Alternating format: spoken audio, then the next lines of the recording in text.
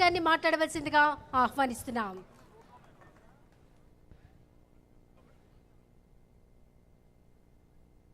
సభకు నమస్కారం. అభిజ్ఞ రసజ్ఞులైనటువంటి కళాకారులు చాలామంది ఇక్కడికి విచ్చేశారు.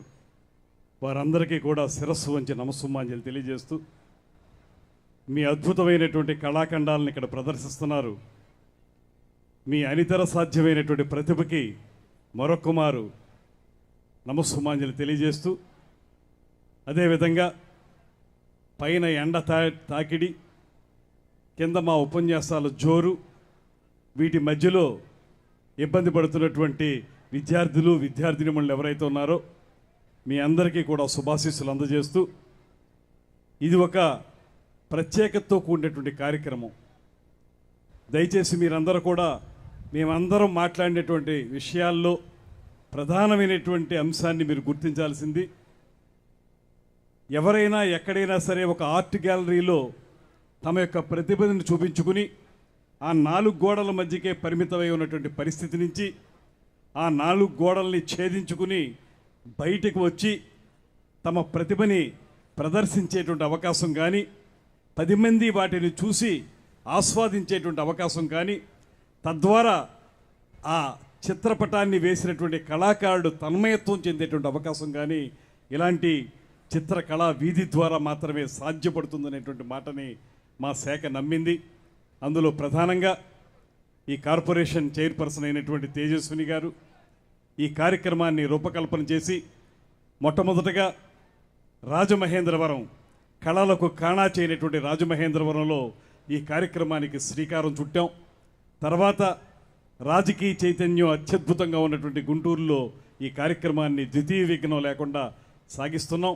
ఆ తర్వాత కూడా ఇది ప్రతి సంవత్సరం కూడా ఈ కార్యక్రమాన్ని ఇదే విధంగా కొనసాగించి, ముఖ్యంగా ఎవరైతే సరైనటువంటి ప్రాచుర్యానికి నోచుకోనటువంటి అద్భుతమైనటువంటి కళాకారులు ఈ రాష్ట్రంలో ఉన్నారో వారందరినీ కూడా ఒక వేదిక మీదకి తీసుకొచ్చి వాళ్ళ ప్రతిభ ఇక్కడ ప్రదర్శించుకునే విధంగా అవకాశం కల్పించాలనేటువంటి ఏకైక లక్ష్యంతో ఈ కార్యక్రమాన్ని ఏర్పాటు చేశాం.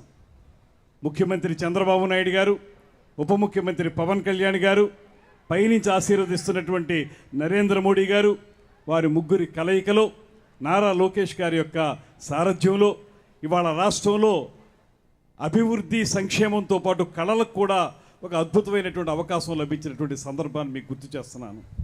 మీరు కూడా గమనించండి, ఇక్కడ పురస్కారాలు కానీ కళారూపాలకు కానీ ప్రత్యేకమైనటువంటి అవకాశాలు కల్పించేటువంటి వేదికగా మా శాఖ ఉందనేటువంటి మాటను తెలియజేస్తూ, విద్యార్థులందరికీ కూడా ఒకే ఒక్క మాట చెప్తున్నాను.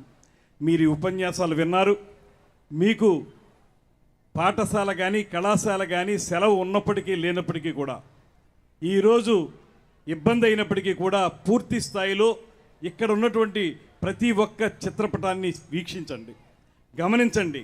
వారు ఎంత కష్టంగా తమ కుంచెతోటి కాన్వాస్ మీద అద్భుతమైనటువంటి ఆవిష్కృతం చేశారో వాటన్నిటిని మీరు చూసి తద్వారా ఒక ఇన్స్పిరేషన్ పొంది మీరు కూడా ఒక్క కళారంగమనే నేను చెప్పడం లేదు, మీకు ఏ రంగాల్లో మీకు ఇంట్రెస్ట్ ఉంటే ఆ రంగాలలో పూర్తి స్థాయిలో మీ ఆల్రౌండ్ పర్సనాలిటీ డెవలప్మెంట్ అంటాం, అది సాధించుకోవడానికి మీ చదువుతో పాటు మీరు ఇతరత్ర రంగాల్లో కూడా మీరు మంచి లక్షణాలను పెంపొందించుకుంటే ఖచ్చితంగా తర్వాత మీరు ఏ రంగాన్ని ఎంచుకున్నా ఆ రంగంలో మీరు నాయకులుగా ఉండగలుగుతారనేటువంటి మాటని తెలియజేస్తూ, ఇది కేవలం మీకు ఔత్సాహికులైనటువంటి కళాకారులకు, దాంతోపాటు ఎవరైతే కళల్ని ప్రోత్సహించేటువంటి వ్యక్తులు ఉన్నారో వారందరికీ ఒక సదవకాశం అనేటువంటి మాటను కూడా ఈ సందర్భంగా మనవి చేస్తున్నాను.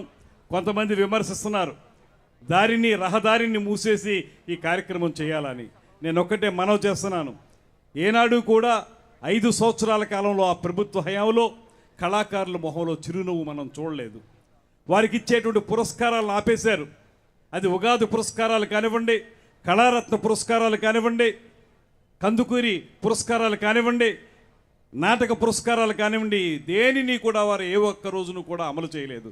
ఇవాళ మళ్ళీ మనకు ఈ కూటమి ప్రభుత్వం వచ్చిన తర్వాత అన్ని పురస్కారాలని మళ్ళీ కొనసాగిస్తున్నాం, మళ్ళీ పునరుద్ధరిస్తున్నాం. తద్వారా ఒకే ఒక్క మాట చెప్పదలుచుకున్నాం, ఏదైతే కళారూపాలు అత్యద్భుతమైనటువంటి రూపాన్ని పోసుకుని ప్రపంచ విఖ్యాతంగా మన దేశాన్ని మన రాష్ట్రాన్ని ముందుకు తీసుకెళ్ళాయో అటువంటి కళాకారుల యొక్క ప్రతిభను గుర్తించడానికి ఈ రాష్ట్ర ప్రభుత్వం ఎన్ని కష్టాలైనా సరే సర్వవేళలా కూడా సిద్ధంగా ఉంటుందనేటువంటి మాటని నిరూపించడానికే ఈ కార్యక్రమాలన్నీ చేపడుతున్నాం అనేటువంటి మాటని మీ అందరికీ మనవి చేసుకుంటూ ఇప్పుడిప్పుడే లేత వయస్సులో ఉన్నటువంటి విద్యార్థినిమణులు మీరందరూ ఈ రంగం పట్ల కూడా మక్కువ పెంచుకోండి. ఇక్కడ మీరు ఆ కళారూపాలు చూస్తే ఎంత అద్భుతంగా వారు చేశారో మీకు అర్థమవుతుంది. దాని వెనక ఉన్నటువంటి కృషి మీకు అర్థమవుతుంది. దాన్ని మీరు కూడా అలవర్చుకోండి. ఒక నాటకం కానీ, ఒక పాట కానీ, లేకపోతే ఒక నృత్యం కానీ, ఒక కళారూపం కానీ, జానపద కళారూపాలు కానీ ఎందులో అయినా సరే మీకు ఆసక్తి ఉంటే దాన్ని పెంచి పోషించుకోవడానికి అవకాశాన్ని ఇవ్వడానికి రాష్ట్ర ప్రభుత్వం సదా సంసిద్ధంగా ఉందనేటువంటి మాటని మరొక్క మారు మీ అందరికీ తెలియజేస్తూ అందిపుచ్చుకోవాల్సిందిగా విద్యార్థులందరికీ కూడా ప్రత్యేకంగా మనవి చేస్తూ సెలవు తీసుకుంటున్నాను. నమస్కారం. జై హింద్. ధన్యవాదాలు కందిర దుర్గేష్ గారు. సంకల్ప బలంగా